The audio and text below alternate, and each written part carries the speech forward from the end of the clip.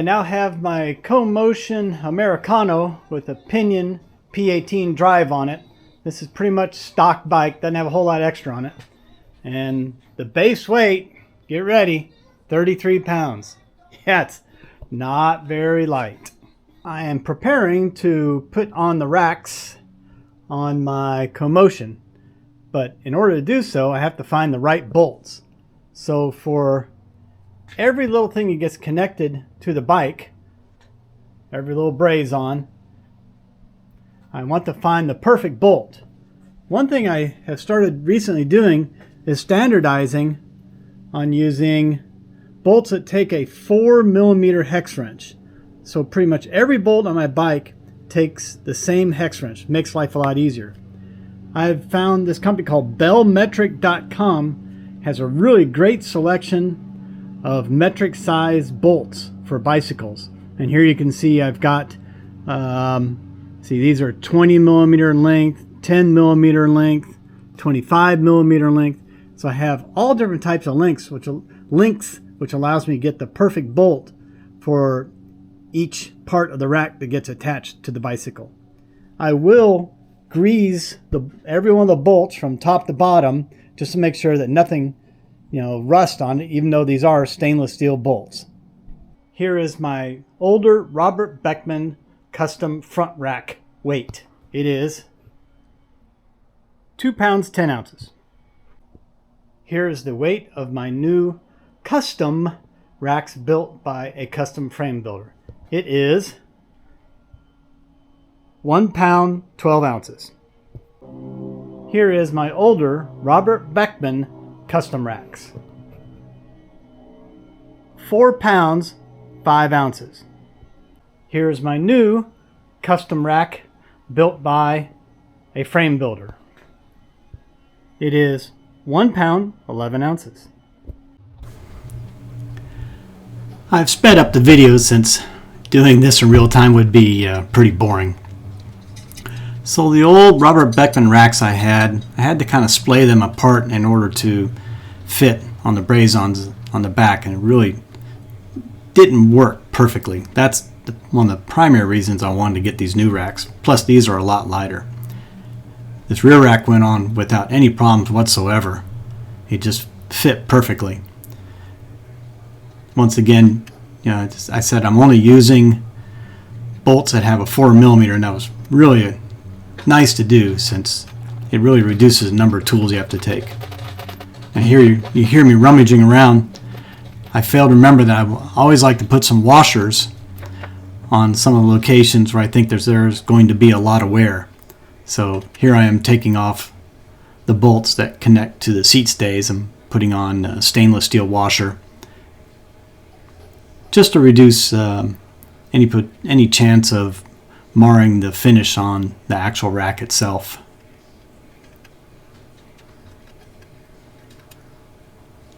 The craftsmanship on these racks is just really phenomenal. It's all 4130 chromoly hollow tubing. One of the big reasons that these racks are so much lighter, I believe that Robert Beckman actually used solid 4130 tubing.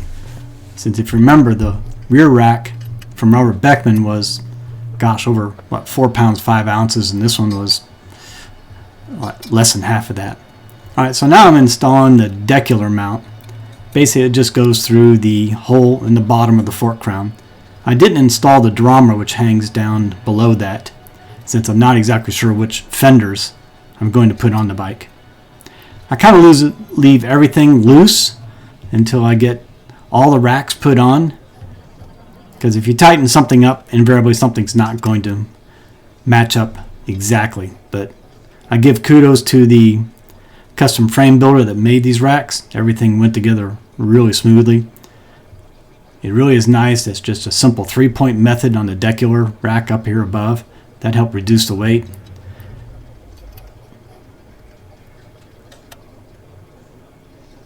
Now I'm just doing the final tightening. And now here's just some eye candy.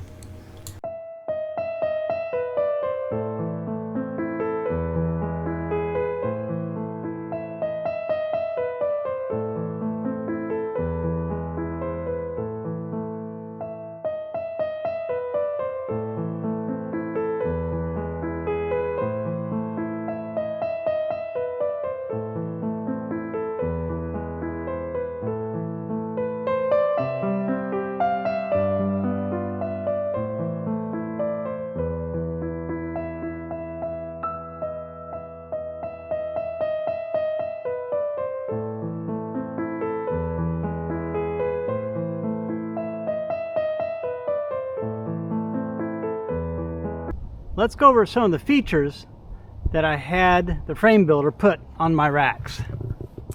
One is I have low fender stay eyelets here underneath, so I can get a fender stay out to the end of the fender.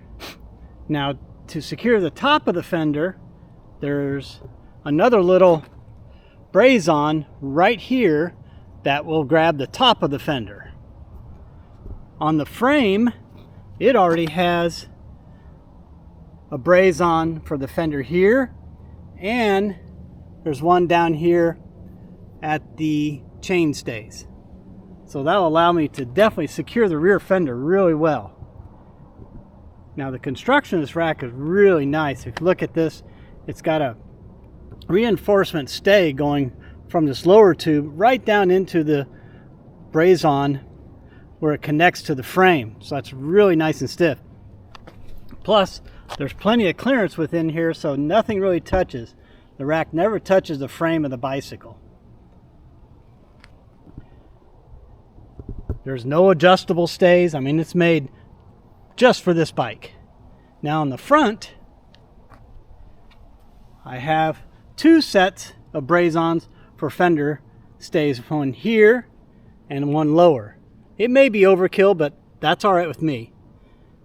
I will be using a Dorama, which will hang down underneath the fork crown to grab the fender here. Plus, there's also another braze-on right out front, right here, to grab the front of the fender, so it's not going to go anywhere. Now, some of the other neat features. This is a decular, and it comes from England. The design comes from England, and the handlebar bag sits on top of this front rack here, and it plugs into these two posts right here. So it just kind of plugs in and sits right there. So it doesn't hang from the handlebars. So it helps lower the center of gravity, which is really important to the handling of the bicycle. So now if you look here at the front decular real closely, the first thing you see is this little protrusion. Well, this is meant for a light.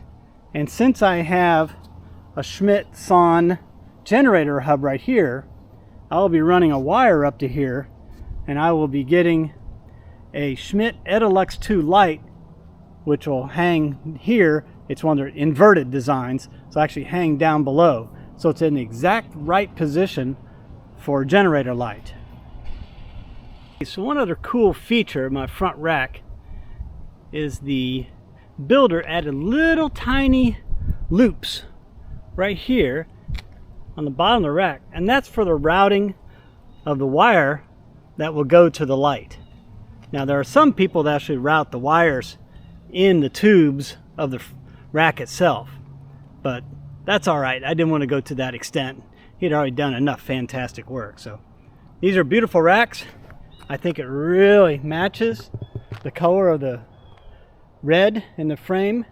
It's not an exact match, but it's close enough that no one will really complain about it. It may not have been the favorite of what everybody wanted, but if you want, leave your comments in the bottom of this video. Tell me whether you love it, hate it, kind of indifferent to it. It's all right. I know it's not for everybody, but it's what I decided to do. You have to remember that most of the time these racks are going to be covered up with panniers, so it really doesn't matter if they actually have lots of different colors or one color. The racks are on. It's done. I will probably be leaving in April next year to complete the southern tour, which I failed. I didn't get the last 75 miles done. I know. Long story. You can watch my other videos about that failure. But hey, I made it.